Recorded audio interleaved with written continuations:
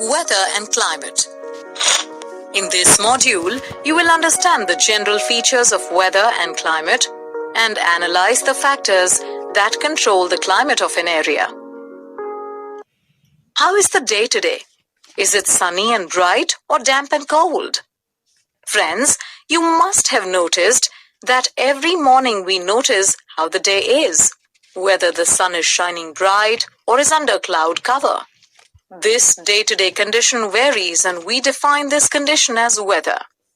We often talk about the weather condition of various places, cities, hill stations, and some other towns where our friends and relatives live. So, weather is the general state of the atmospheric condition of a place at any point of time.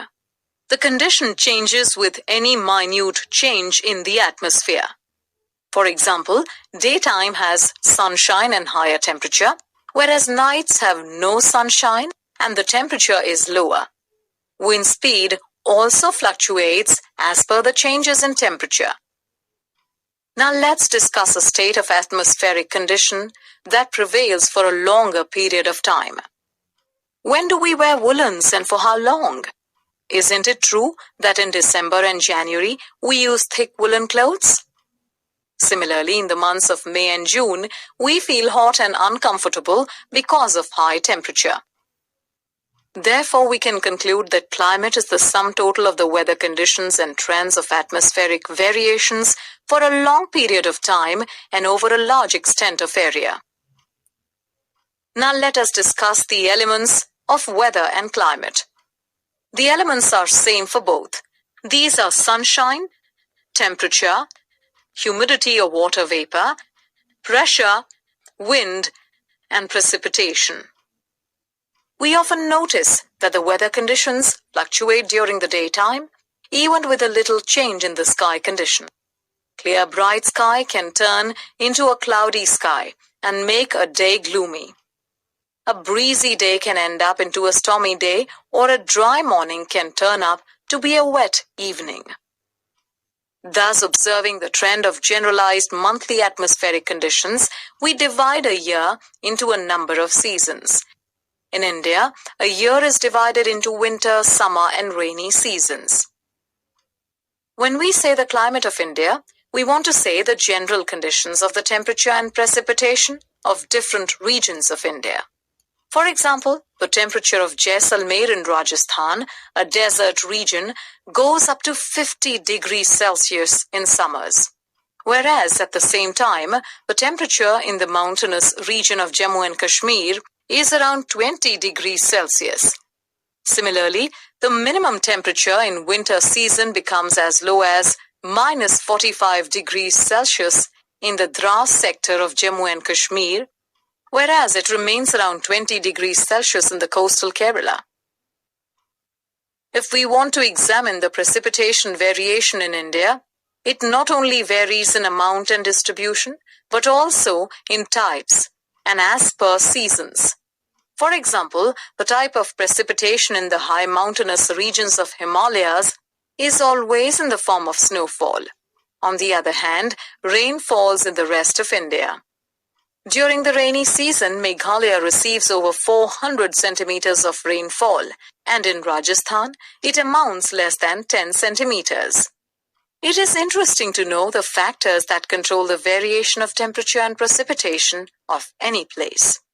These factors are called climatic control. There are 6 main climatic controls that affect the climate of a place.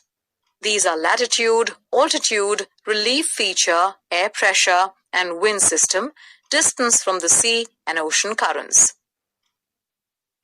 Due to the spherical shape of the earth, the sun rays fall differently on different parts of the earth's surface.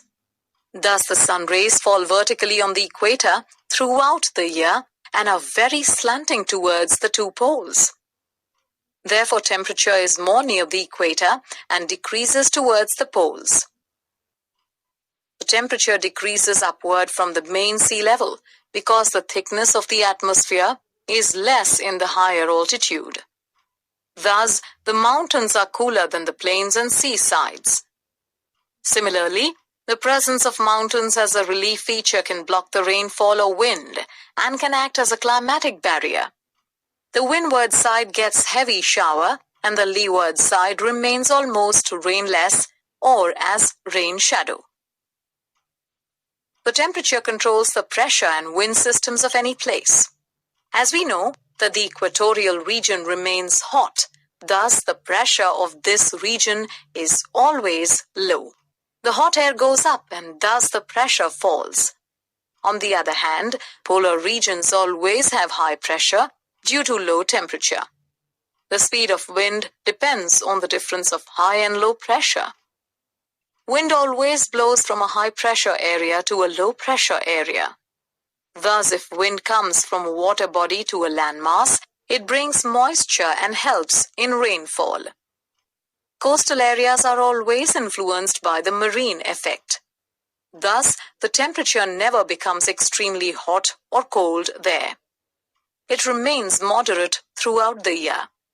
Sometimes, an ocean current modifies the coastal climate, such as a warm current raises the temperature along the coast, whereas a cold current lowers the temperature.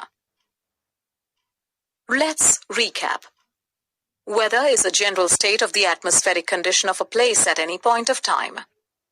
Climate is the sum total of the weather conditions for a long period of time and over a large extent of area.